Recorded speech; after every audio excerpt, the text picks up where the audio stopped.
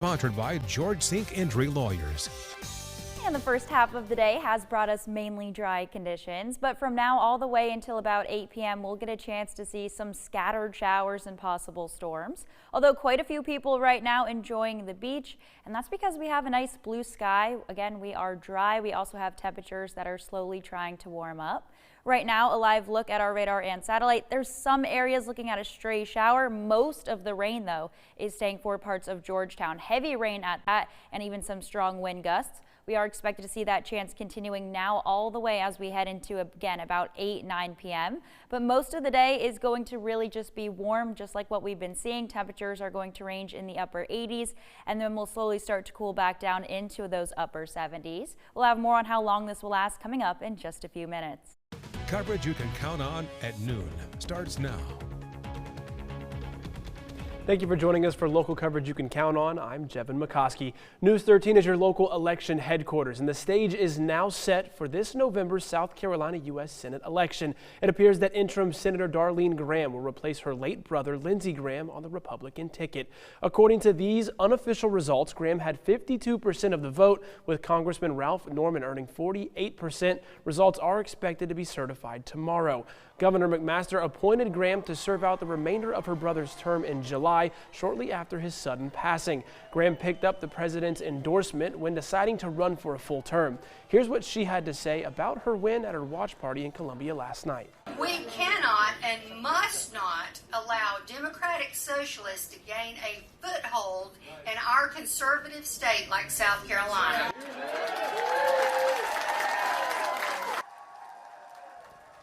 And after finishing third in the governor's race in June, Norman came up short once again. He performed well in the upstate both last night and during the original primary, but the much-needed support from areas like Horry County went to Graham. I hate it for the state. I really hate it for the state. I don't hate it for me. I don't hate it for the family. We're going to be fine. But we did this for service. I will support her as Darlene as best I can. Graham will move on to face Constitution Party candidate Mark Hackett, Libertarian Casey Whitener, and Democrat Dr. Annie Andrews in the November general election. Today, the world is mourning the death of country music legend Dolly Parton.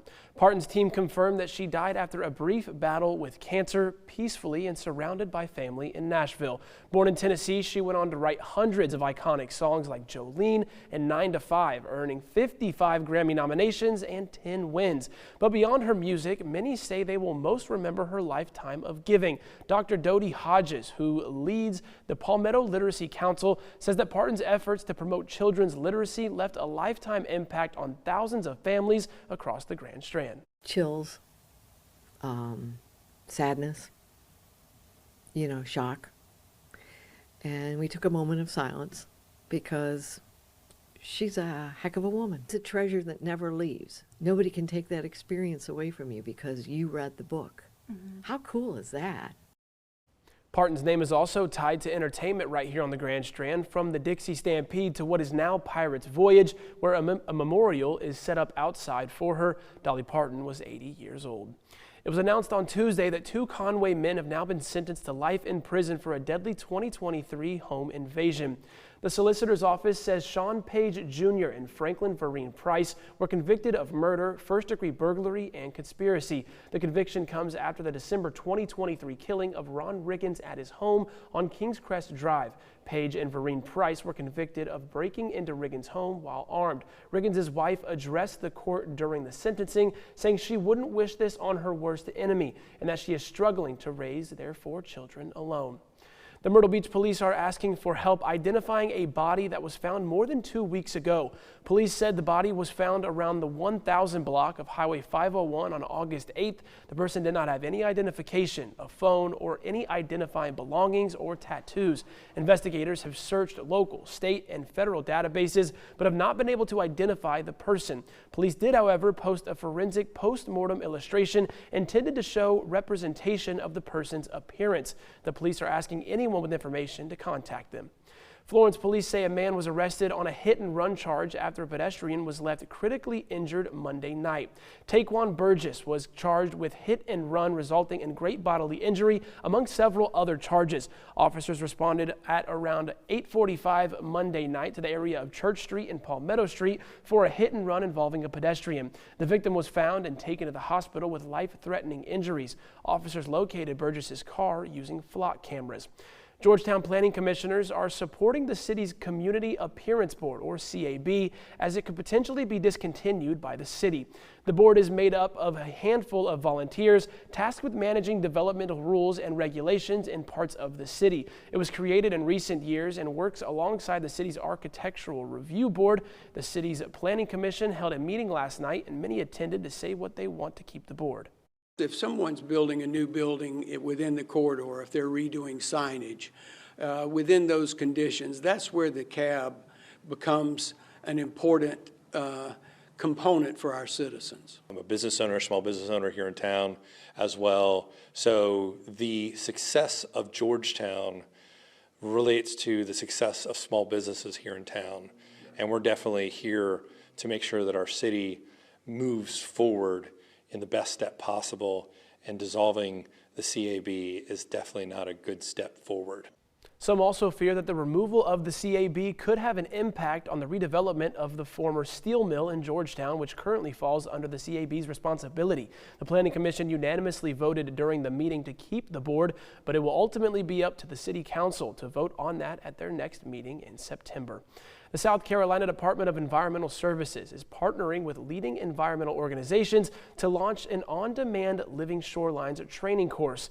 The department says the program explores the benefits of living shorelines in South Carolina's ecosystems. Living shorelines use natural materials like oyster reefs and native vegetation to help keep the ecosystems resilient. If you are interested in participating in the course, you can visit the department's Facebook page.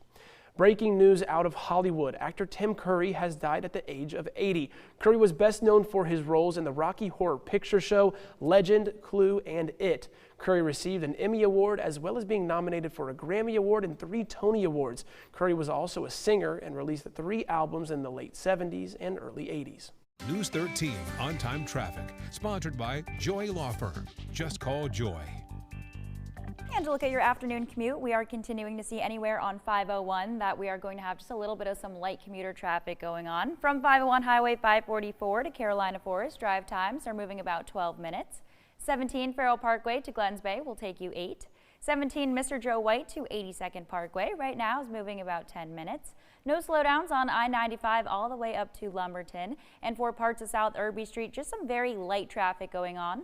From 52 Palmetto to I-95, drive times are 8 minutes. 76 5 Points to Irby will take you 5. And 95 TV Road to 76 is moving on time with 10 minutes.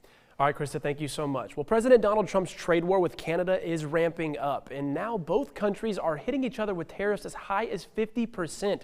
Washington correspondent Trevor Shirley reports. Canada this week announced retaliatory tariffs after President Donald Trump hit Canada with new levies last weekend. President Donald Trump and his administration say Canada keeps ripping off the U.S., and tariffs are the only answer. Stop taking advantage of America. It's over. We expect fairness in our trade policy. The president imposed new tariffs on Canada last weekend after a breakdown in trade negotiations. Now Canada is hitting back, announcing tariffs of up to 50% on around 700 American products. The president has been very clear, starting with Liberation Day, where he said we are no longer going to be the subject of other countries' tariff regimes. Beginning September 8th, Canada will double tariffs on U.S. steel and aluminum from 25% to 50%, while also targeting everything from food and appliances to farm equipment, electronics, and building materials. The Trump administration imposed 50% tariffs on about $20 billion worth of Canadian imports over the weekend. This is a unprecedented challenge imposed on Canada. But Canada will meet the moment.